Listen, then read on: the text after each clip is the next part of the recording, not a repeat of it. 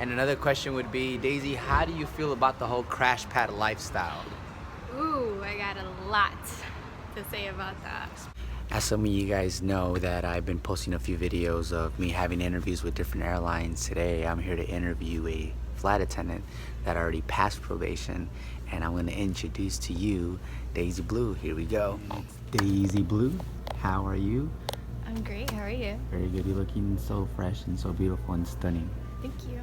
Daisy, I want to ask you a question because, you know, people think it's all glamour, and I'm sure there's a lot of great perks to being a flight attendant, but what do you think is one of the most challenging things for you as a female flight attendant?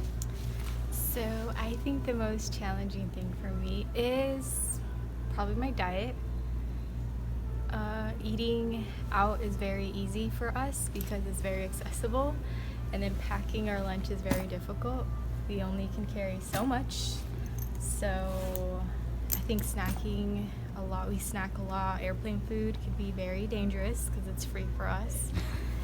And I think going to the gym, finding a time to go to the gym, because when you're on layovers, you kind of just want to chill, hang by the pool, just, you know, take it easy because it's after a long day of work. Yes.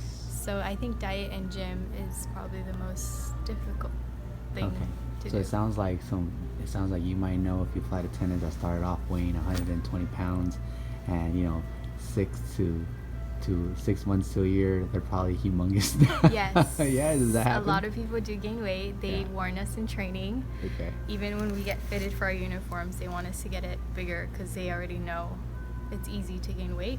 Yeah. But you just have to have a lot of self-motivation to continue your fitness journey in this career, which I've been thankfully able to do. It can get hard, but it's possible. Cool. I got another question. Someone asked me, how many interviews did it take for you to land this job, to get on a payroll? Well, I'm one of the lucky cases. It only took me one time. Everything happened so quick, and that's only because the company I work for is in a huge hiring process. So if you find an airline that is hiring very quickly, it probably will happen quickly. Oh, very cool. Very cool. One last question. Can we ask you one more question? Yes. Okay, so let's end this on a great note. Now, what is a huge, well, at least what makes it worthwhile for you to be a flight attendant? Like, what's something that you love about so what is, you're so pretty, you get me nervous a little bit. What's so great about being a flight attendant for you personally? Personally, I think, well, I'm based in Chicago, so having the flexibility of going home to Los Angeles whenever is very nice. Like today is a very special day because I had a layover at my hometown, and my significant other got to visit me, so I'm getting paid to hang out with someone very special. Sweet. So when you say you're getting paid to hang out, you're getting paid per diem. Yes. While you're hanging out with friends and family. Yes. That is super cool. Yeah, I know, getting paid to sleep, to go to the gym, if I go to the gym, to eat. We get paid a little bit, but we get something. And it really adds up. And another question would be, Daisy, how do you feel about the whole crash pad lifestyle? Ooh, I got a lot to say about that. Speak on it, sister. Speak on it. All right, so I'm based in Chicago, and when we start, we're not getting paid very well. So the second option of finding a place would be a crash pad, which is just a home, apartment, whatever it may be, with a lot of roommates, and the rent is split, so it's a lot less. So my first crash pad was $350 a month. There was 4, 5, 6, 7, about 8 people of us in the whole crash pad. Is $350 a month like on the higher side when it comes to getting a crash pad?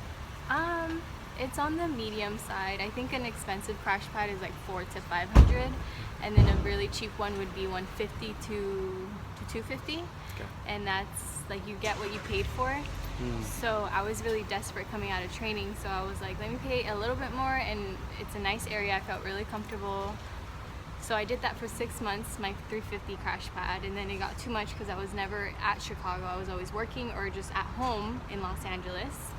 So I decided to find a cheaper alternative, but the only downside is even though it's cheaper, it's a lot more people. I live with 35 people right now. 35 personalities under one roof? Yes, and it's just a lot. Yeah. That it gets overwhelming for me. I'm an introvert. So now I'm finding a place for my own privacy. Sweet. Because crash pads can be a lot. There's not a lot of space. You have to share a lot of things. In the kitchen, you have to share like the same pots, the same like forks and stuff. Right, It's right, I'm sure. Yeah, I've had communal roommates thing. before, but having 30-something roommates is crazy. It's a lot. Is this your right? It's just too much, no. Okay. So crash pads can be very, I don't know. They can be very beneficial in saving money. And if you're always in and out, it's like a good like place to just take a shower, just sleep for the night, just 1 or 2 nights, and then go back out. But if you're finding yourself very difficult to like go in and out, it could be very hard. Cool. So there you have it, guys. When you are gonna pick a crash pad, just know that you get what you paid for. If you're paying anywhere from $150 to $250, that means that you're gonna be sharing the crash pad with a lot more people to make up for that money you're saving. So you're probably gonna have up to 6 roommates in one room versus 4 roommates in one room. So once again, guys, thank you very much, and I'll talk to you guys soon. Peace out.